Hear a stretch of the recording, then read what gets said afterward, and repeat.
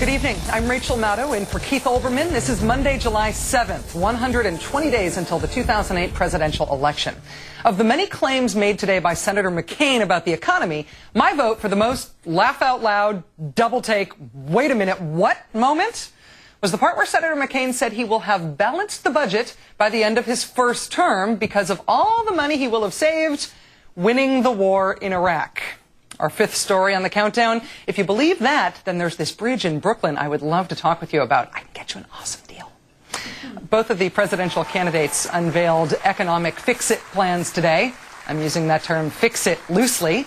Senator McCain did not mention the Iraq war cash cow part of his economic plan at a town hall meeting in Denver today. He did say, however, that the U.S. economy is slowing. Just slowing. That's how alarmed he is by an economy that had over 400,000 more jobs 6 months ago than it does today. But what the job market taketh away, maybe a suspension of the gas tax would give it back? You know, some economists don't think much of my gas tax holiday, but the American people like it. Okay, if by some economists you mean the 300 conservative economists who've endorsed your economic plan, even those McCain endorsers don't think much of the gas tax holiday thing, nor do they take seriously McCain's promise to balance the budget by the end of his first term. Now, speaking of gas, we will begin by producing more of our own oil and gas. Increasing our own supply will send a message to the market and result in lower prices for oil and gas.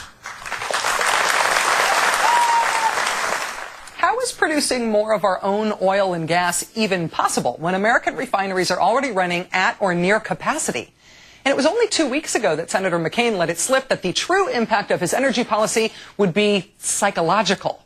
We wouldn't be any less disastrously dependent on Middle Eastern oil. We would just feel better about that disastrous dependency. It's kind of a psychic energy policy, kind of new age. Of course, if that doesn't float your boat, a Republican can always promise to lower your taxes. The choice in this election is stark and simple. Senator Obama will raise your taxes. I won't. I will cut them where I can.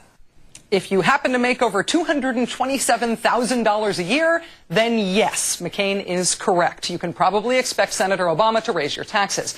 And if you make a lot more than $227,000 a year, you can probably expect Senator Obama to raise your taxes by a lot. But if you're among the 95% of Americans who make significantly less than $250,000 a year, under a President Obama, you will actually take home significantly more than you do now.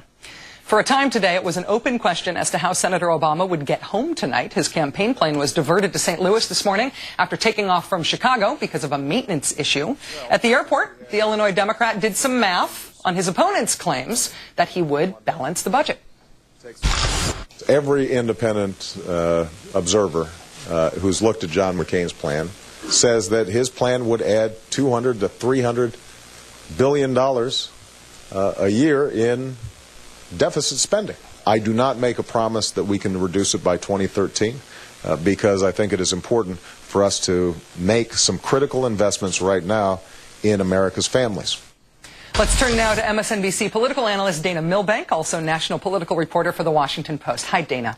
Hi, Rachel. He's going to cut taxes for the rich, cut taxes on the corporations they own, balance the budget in 4 years, and pay for it all with the pot of gold you get when you reach the highest level in the Iraq and Afghanistan video games. Is anyone out there saying, now this sounds like a realistic economic plan we can all believe in? Well, I think most to the point is John McCain does not seem to be saying that. In February, he said, well, okay, he can balance the budget. Then in April he said, nope, doesn't look that way.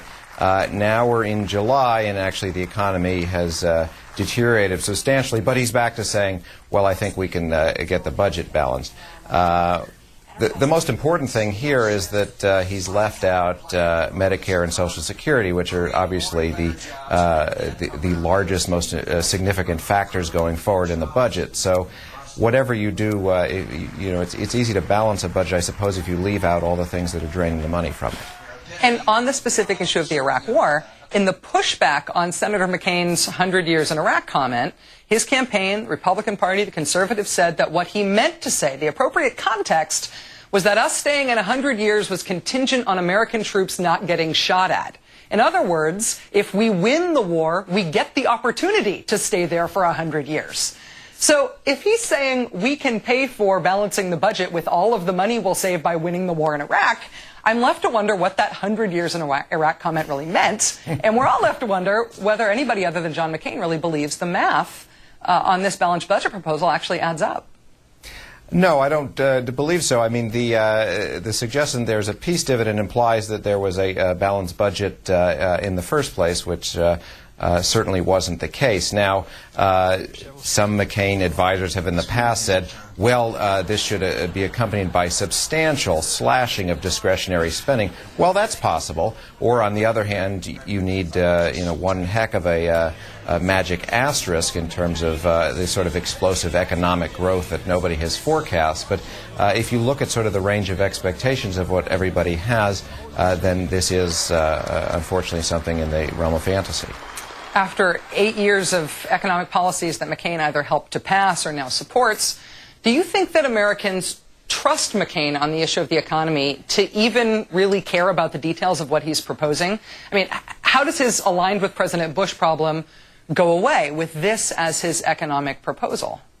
Well, I mean, the best thing for John McCain is for the campaign not to be about the economy. So he's starting at a disadvantage here. The latest Washington Post polls show that he has a 16-point disadvantage, 52 to 36, in terms of whether people trust him or Obama more on the economy. He is never going to close that gap. And, of course, with each economic report, whether it's housing or gas prices or jobs, that number is going to deteriorate further. In the big picture on the economy, Dana, up until this year, McCain thought most Americans were doing just fine. Thank you very much. He sort of downplayed problems in the economy. Senator Obama has been far on the other side of that. He criticized even Bill Clinton for growing economic disparity that has millions of working Americans worried about health care and education and retirement costs. As bad as things are now, do you see, and do you think voters see, a fundamental difference between the two candidates on economic issues? Are they really coming at it from totally different worldviews? Well, yes, certainly they are, and although I think what's happened more recently is a matter of a tone rather than substance, now John McCain has, as you noted in the introduction, more than 400,000 good reasons to take a dimmer view of the economy now. It was in his interest to talk up the economy, since he would be seen as essentially the incumbent party here, but Americans are taking the job question more seriously than anything else, of course. Dana Milbank of MSNBC and the Washington Post, as always, thanks. Thanks, Rachel.